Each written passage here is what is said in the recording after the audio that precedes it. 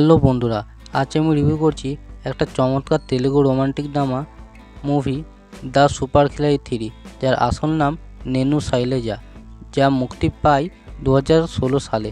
পরিচালনা করেছেন কিশোর তিরুমালা, আর মুখ্য চরিত্রে আছেন রাম পদনেনি এবং কীর্তি সুরেশ। চলুন দেখা যাক এই সিনেমাটি কেন আমরা দেখা উচিত। গল্পের কাহিনীটি ছোট করে বলি। রাম পদনেনি একজন সাদামাটা ছেলে যে ছোটবেলা থেকেই প্রেমে ব্যর্থ। তার জীবনে অনেক মেয়ে এসেছে, কিন্তু কখনো ভালোবাসা টেকেনি।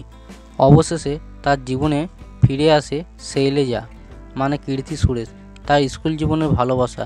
গল্পটা অনেকটা বাস্তবসম্মত, যেখানে প্রেমের পাশাপাশি বন্ধুত্ব, ভুল বোঝাবুঝি আর অনুভবের গভীরতা খুব সুন্দরভাবে দেখানো হয়েছে। যদি ইমুর পারফরমেন্স এবং ক্যারেক্টারের কথা বলি, রাম এই সিনেমায় খুবই ম্যাচিওর এবং কিউট অভিনয় করেছেন। চরিত্রটা বাস্তব জীবনের ছেলেদের মতোই সাধারণ, হাসিখুশি আর মাঝে মাঝে হতাশ। কীর্তি সুরেশের শৈলেজা চরিত্রটি খুবই মিষ্টি, তার এক্সপ্রেশন আর অভিনয় একেবারে মন ছুঁয়ে যায়। দুজনের কেমিস্ট্রি পুরো সিনেমা জুড়ে খুব ভালো কাজ করেছে। পাশাপাশি কমেডি থাকা সত্যনারায়ণ, প্রিন্স ও অপর চরিত্ররা হালকা হাসির ছন্দ তৈরি করে। এই মুহূর্তে গান ও টেকনিক্যাল দিকের কথা বললে, সিনেমার গানগুলো দারুণ। ক্রেজি ফিলিং ইম চেপ্পনু গানগুলো শুধু সুন্দর শোনায় না, গল্পের আবেগও বহন করে। দেবী প্রসাদের মিউজিক বরাবরের মতোই হৃদয় ছুঁয়ে যায়। সিনেমাটোগ্রাফি দারুণ, অন্ধ্রপ্রদেশ ও গোয়ার লোকেশনগুলো চোখ জুড়িয়ে দেয়। এডিটিং খুব স্মুথ, কোথাও সিনেমা ধীর বা বিরক্তকর মনে হয় না।